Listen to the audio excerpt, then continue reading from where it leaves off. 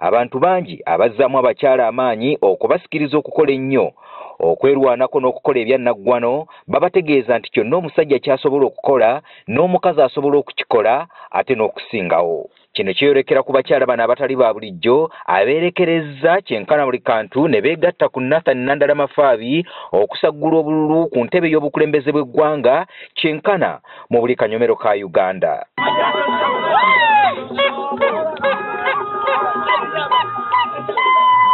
Okunoonya akalulu k'obwa pulezidenti kalimu ebisoomoozo bingi omuli okusiyagguka mu ngendo empanvu mu makubo amalungi n'amabi nga n'oluusi bibaamu okutubira era ennaku ezimu abantu abamu bawalirizibwa n'okusula ku makubo.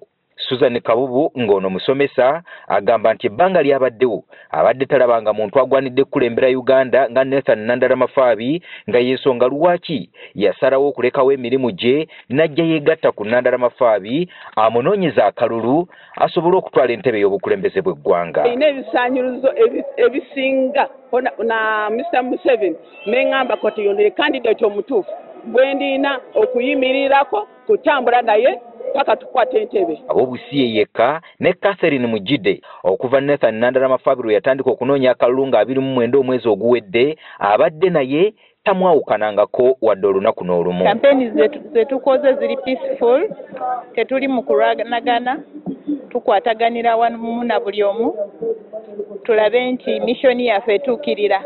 Twababuuzizza obuvunaanyizibwa bwabwe omukulu mu nteekateeka zino ez'okunoonya akalulu ka Nandalama Faabi. Emirimu gyange emikulu ekisookera ddala kutambula mu byalo okunoonya akalulu ka pulezidenti n'okusensitizinga abantu ku midiya okuba nti tubategeeza nti Nandala ye potential candidate gwe tufunye mu Uganda asobola okutwala Uganda mu maaso. Nze sirina mulimu mu kampeni naye nze navaayo nga muntu kutambula ne Nandala. Bano batutegeezezza nti tebannasanga kusoomoozebwa kw'amaanyi nnyo okuva lwe batandika okutambula ne Nandalama Faabi mu kunoonya akalulu kano. Only that tubaddemu n'okusoomoozebwa kwa poliisi naye as we go on poliisi kati egenze ekola ki ekwatagana neki ne president waffe.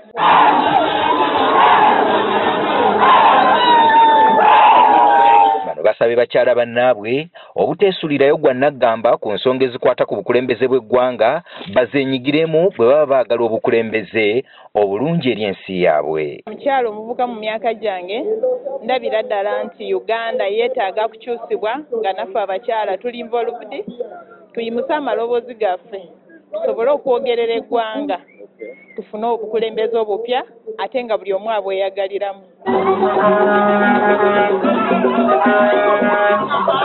Nababuuzizza nti lwaki balekawo emirimu gyabwe ne basalawo okujja okwegatta ku Nandalama Faabi era bwe bati bwe bannyanukudde.